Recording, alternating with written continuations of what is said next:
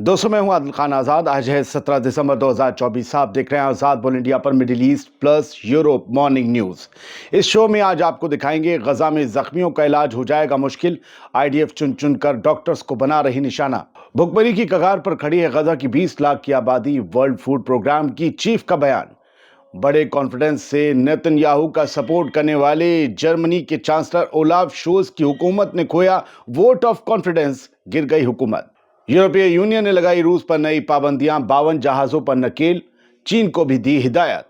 और सीरिया के नए लीडर अल जुलानी ने नेतन्याहू से हमले बंद करने का किया मुतालबा, कहा सीरिया को नहीं बनने देंगे इजराइल के लिए लॉन्चिंग पैड। तो चलिए शुरू करते हैं तफसील से खबरों का ये सफर।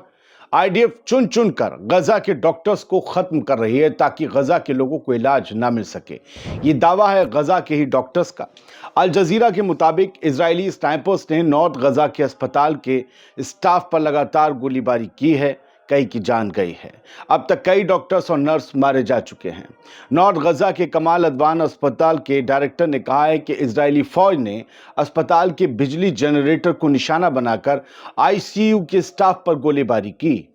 उधर फिलिस्तीनी एनजीओ नेटवर्क के चीफ अमजद शाबा का कहना है कि गजा पर इजरायली हमलों में मरने वालों की तादाद उस तादाद से कहीं ज्यादा है जो आज फिलिस्तीनी हेल्थ मिनिस्ट्री ने बताई है या कुछ घंटे पहले बताई है। यानी असली तादाद 45,000 से ज्यादा है, ये उस एनजीओ का दावा है।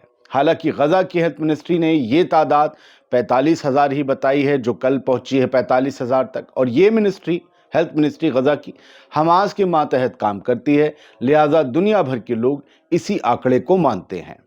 सर बढ़ते आगे, यूएन की फूड एजेंसी की चीफ ने कहा है कि गजा में 20 लाख लोग नाकाबिले बर्दाश्त भूख, या यूं समझ लें कि एक्यूट हंगर का सामना कर रहे हैं, बड़ी गंभीर भुखमरी का। यूएन की, यूनाइटेड नेशंस की फूड एजेंसी की chief, world food programme WFP सुना होगा आपने, इसकी डायरेक्टर हैं सिंडी मैककेन। उन्होंने ये एक्स पर पोस्ट की है फोटोज के साथ। पिछले महीने कहा था मैककेन ने कि WFP एड ले जाने वाले महज 1/3 ट्रकों को ही गाजा तक पहुंचा पाए हैं। समझे, 1/3 ट्रक को ही WFP पहुंचा पाई है। क्यों? क्योंकि इजराइल जाने नहीं देता। मैककेन ने एक्स पर पोस्ट में कहा कि नॉर्थ गजा पर सबसे ज्यादा भूख का असर है। सिर्फ 2 ट्रक हजारों लोगों तक पहुंच पाए हैं। 2 ट्रक में हजारों लोगों का पेट कैसे भरेगा? उन्होंने कहा कि जिंदगी बचाने और भूखमरी को टालने के लिए बड़े पैमाने पर सिक्योर, सुरक्षित और बेरोक टोक मदद पहुंचाने की जरूरत है, वरना 20 लाख लोगों के ऊपर भूख और भूखमरी दोनों का खतरा लगातार मंडरा रहा है। बढ़ते हैं आगे, अब कुछ अपडेट्स की बात करते हैं। सुबह 7:30 बजे तक की ये अपडेट्स हैं जो कुछ देर में एडिट होकर आप तक पहुंच जाएंगी। आज की कुछ जो अपडेट्स हैं वो आप जान लीजिए। इजरायली फौज ने, आईडीएफ ने गजा सिटी में, गजा पट्टी का इलाका, गजा सिटी, गजा शहर, इसमें 2 मकानों समेत गजा पट्टी में कई फलस्तीनी घरों पर हमला किया। इसमें कम से कम 7 लोग मारे गए। बाकी स्कूल, अस्पताल, दूसरी जगहों पर हमले में बहुत से लोग मारे गए हैं। महमूद अब्बास की पैलेस्टीनियन अथॉरिटी फोर्स ने वेस्ट बैंक में जैनन रिफ्यूजी कैंप पर फिर से छापेमारी की है। साथ ही शहर में उन प्रोटेस्ट को भी दबा रहे हैं जिनमें छापेमारी को रोकने और कैंप की घेराबंदी करने की मांग की गई थी। ऐसा लगता है कि फिलिस्तीनी अथॉरिटी अब खुलकर इजराइल के लिए काम कर रही है। सीज फायर को लेकर भी हलचल जारी है। एक खबर वहां से यह है कि एक इजरायली डेलीगेशन मुमकिना जंगबंदी मंसूबे पर निगोशिएटर्स से बातचीत के लिए कतर गया है। उधर कतर, इराक, सऊदी अरब और यूनाइटेड अरब एमिरेट्स ने कई ममालिक ने इन समेत कई ममालिक ने गोलान हाइट्स में सेटलमेंट्स बढ़ाने के इजराइल के प्लान की मजम्मत की है। कहा है ये खतरनाक होगा। जर्मनी में गिरी शोल्ज की सरकार और संसद में वो वोट ऑफ कॉन्फिडेंस हासिल नहीं कर पाए, खो दिया। अब फरवरी में नए इलेक्शन जर्मनी में होंगे। इजराइल और बेंजामिन नेतन्याहू की हर हाल में हिफाजत करने का बीड़ा उठाने वाले जर्मनी के चांसलर ओलाफ शोल्ज पर कुदरत की ऐसी मार पड़ी कि वो खुद की ही हुकूमत नहीं बचा पाए। सोचिए, दूसरे को कॉन्फिडेंस देते थे, अपना वोट कॉन्फिडेंस हासिल नहीं कर पाए, उनकी हुकूमत गिर गई। अब जर्मनी में समय से, वक्त से पहले फरवरी के आखिर में इलेक्शन हो सकते हैं। ओलाफ शोल्ज को 733 सीट वाले लोअर हाउस हाउस जिसे बुंडेसटैग कहते हैं वहां पर, उसमें 207 मेंबर ऑफ पार्लियामेंट्स का सपोर्ट मिला, जबकि 394 मेंबर्स ने उनके खिलाफ वोट दिया। ये वोटिंग शोल्स के अलायंस के टूटने के बाद हुई। 3 पार्टियां थीं इसमें। इस अलायंस के टूटने के बाद यूरोपीय यूनियन की सबसे बड़ी इकोनॉमी, सबसे बड़ी अर्थव्यवस्था यानी जर्मनी में पॉलिटिकल क्राइसिस पैदा हो गया था। 23 फरवरी को नई संसद के लिए इलेक्शन कराए जाएंगे। हालांकि शोल्स की सोशल डेमोक्रेटिक पार्टी एसपीडी और उनके जो अलायंस में है ग्रीन पार्टी, उन्होंने नई सरकार बनने तक पार्लियामेंट्री सपोर्ट के बिना पर देश चलाने की एक जो परंपरा है वो निभाने की बात कही है। वो देश चलाते रहेंगे, जर्मनी को चलाते रहेंगे जब तक नई हुकूमत ना बन जाए। सीरिया के साबिक सदर बशर अल असद के नाम से टेलीग्राम चैनल पर एक बयान सामने आया है, इसका भी अब जिक्र कर लेते हैं। इस बयान में ये कहा गया है कि उनका सीरिया छोड़ने का कभी कोई इरादा नहीं था, ये तो रूस ने धोखा दे दिया, कहा चले जाओ। उन्होंने कहा है कि वो रूसियों के साथ मिलकर बागियों से लड़ाई जारी रखना चाहते थे, मगर ये हो न सका और अब तो ये आलम है कि तू नहीं। खैर, बात कहीं और निकल जाएगी। अल असद ने कहा कि मिलिट्री साइट्स पर जब हमले हुए तब रूसियों ने उन्हें बाहर निकाला। उन्होंने बताया कि वो 8 दिसंबर की सुबह तक दमिश्क छोड़कर रूस के मिलिट्री अड्डे में पनाह लेने के लिए भागे।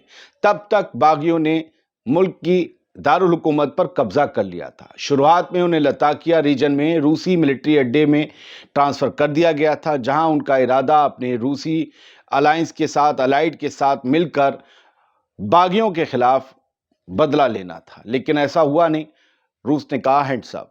असद ने कहा कि उनका इरादा रूसियों के साथ मिलकर लड़ाई जारी रखने का था, लेकिन रूसियों ने 8 दिसंबर की रात उनकी सुरक्षित स्थान यानी कि उनके सेफ हाउस पर ड्रोन हमलों का सामना करने के बाद उन्हें रूस भेजने का फैसला किया कि अब तो तुम्हें बचाना मुश्किल हो जाएगा, तुम जहां जहां ड्रोन वहां हमले वहां, ऐसा नहीं हो पाएगा, हम तुम्हारी हिफाजत कहां तक करेंगे। टेलीग्राम पर सीरियाई प्रेसिडेंसी चैनल पर आए इस बयान को सीरिया के साबिक सदर असद का माना जा रहा है। कौन चलाता है पता नहीं, दुनिया भर ने इसे छापा है। असद का ही बयान है। असद का यह बयान दमिश्क के बागियों के कब्जे में आने के 8 दिन बाद आया है, या अपोजिशन फोर्सेस के कब्जे में आने के 8 दिन बाद आया। अब तो उन्हें बागी नहीं कहना, अब वो हुकूमत है। सर बढ़ते हैं आगे, यूरोपीय यूनियन की बात कर लेते हैं, जिसने रूस और चीन पर सख्ती दिखाते हुए नई पाबंदियां लगाई हैं, चीन को हिदायत दी है। यूरोपीय यूनियन कमीशन ने 16 दिसंबर को एक बयान में कहा कि यूनियन ने यूक्रेन पर हमले के चलते रूस के खिलाफ पाबंदियों का 15वां पैकेज अपनाया। बताइए, पाबंदियों का भी पैकेज होता है, 14 पहले पैकेज अमल में आ चुके थे। इन पाबंदियों में चाइना के ऑर्गेनाइजेशंस के खिलाफ सख्त कदम उठाने और रूस की तथाकथित शैडो फ्लीट, जहाजों की फ्लीट होती है ना, पानी की जहाजों, शैडो फ्लीट के ज्यादा से ज्यादा समुद्री जहाजों को शामिल किया गया है इन पाबंदियों में। जरा सुनिए, नए पैकेज में शैडो फ्लीट के 52 जहाजों को शामिल किया गया है, जो तेल, हथियार और अनाज ले जाने के लिए वेस्ट के सैंक्शंस का, प्रतिबंधों का दरकिनार करते हैं। ये सारे जहाज इन लोगों को लिस्ट किया गया है इसमें। ईयू के इस कदम के बाद बैन किए गए ऐसे जहाजों की तादाद बढ़कर 79 हो गई है। इस लिस्ट में वो जहाज भी शामिल हैं जो रूस को नॉर्थ कोरिया का गोला बारूद पहुंचाते हैं। चीन के जहाजों को लेकर भी यूरोपीय यूनियन ने सैंक्शंस लगाने की वार्निंग दी है। बात जहाजों की होती है, तेल की होती है, तो ईरान की क्यों नहीं करें।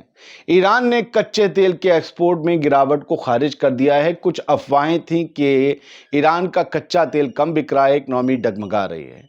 नेशनल ऑयल कंपनी है ईरान की, उसके सीईओ ने जोर देकर कहा है कि ऑनलाइन छप रही खबरों में सच्चाई नहीं है। ईरान के कच्चे तेल के एक्सपोर्ट में गिरावट की खबर झूठी हैं, बेसलेस है।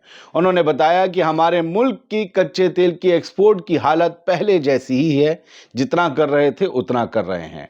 सीईओ ने कहा कि कच्चे तेल की बिक्री और एक्सपोर्ट के सिलसिले में हम अच्छी हालत में हैं और ये बिजनेस अच्छा चल रहा है। जो लोग ये कह रहे हैं कि हमारा बिजनेस डगमगा रहा है, उन्हें लिखने के लिए कुछ नहीं मिल रहा।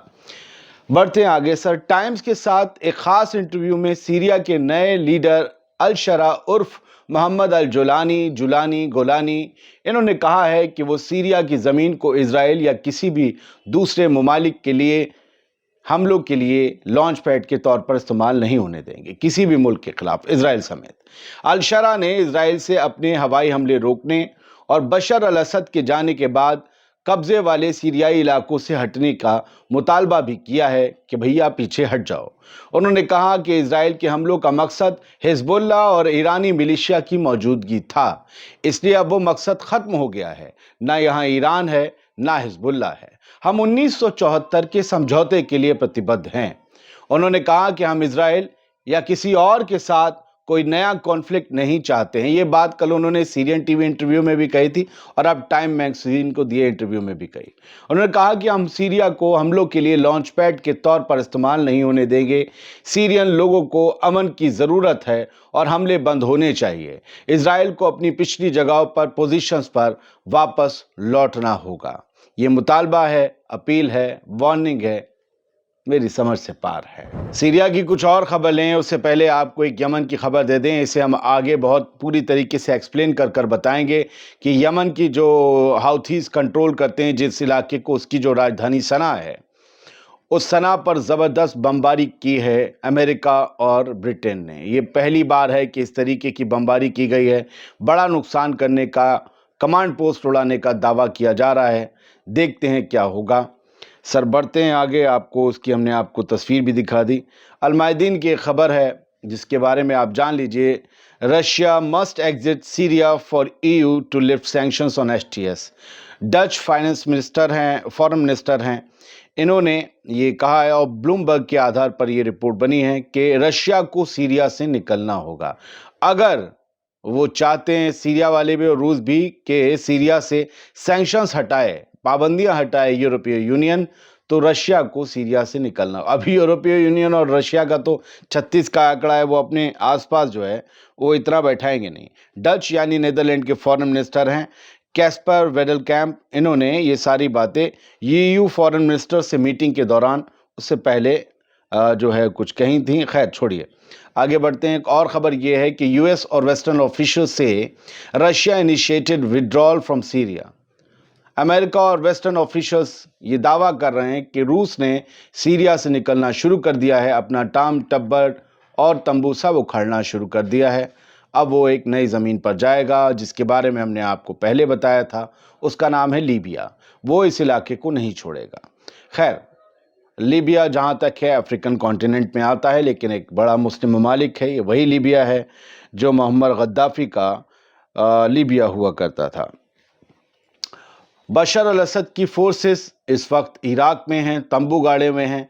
ये जो क्लैश रिपोर्ट ने वीडियो दिखाया है, बताया है कि बशर अल असद के सिपाही रिफ्यूजी कैंप्स में रह रहे हैं इराक के अंदर। आप शामियाने देख रहे होंगे, बिल्कुल रेगिस्तान मिट्टी सा है कुछ, वहाँ पर शामियाने हैं। कभी ये लोग बैरक्स में रहते थे, बढ़िया खाना खाते थे, शानदार ज़िंदगी थी, लेकिन जैसे ही अपोजिशन फोर्सेस ने तख्ता पलट किया बशर का, ये लोग, इनकी किस्मत पलटी और ये रेगिस्तान में आ गए और ये भाग रहे हैं सीरिया से, क्योंकि इन्हें पता है कि जो जुल्म इन्होंने बशर अल असद के हुक्म पर किए हैं, अब उन जुल्मों का हिसाब इनसे हो सकता है। बशर अल असद की जेलों के बारे में दुनिया कहानी बता रही हैं, पूरी दुनिया में कहानियाँ छप रही हैं। तस्वीरें हैरान करने वाली हैं कि कोई कैसे इतना हैवान हो सकता है और उस हैवान के लोग साथ कैसे दे रहे थे। सीरिया की आम माएँ अब भी उन जेलों में जाकर अपने बच्चों को खोज रही हैं। ये उन्हीं 2 माँओं की तस्वीर है जो मैं आपको दिखा रहा हूँ। अभी भी ये अपने औलादों को आवाज़ दे रही हैं कि शायद वो वापस आवाज़ दें और ये उसे अपने कलेजे से लगा लें। माएँ विरोधियों की हों, माएँ हुकूमत वालों की हों, माएँ माएँ होती हैं। हमें ये याद रखना होगा। बहुत बहुत शुक्रिया। सलामत रहिए, खुश रहिए।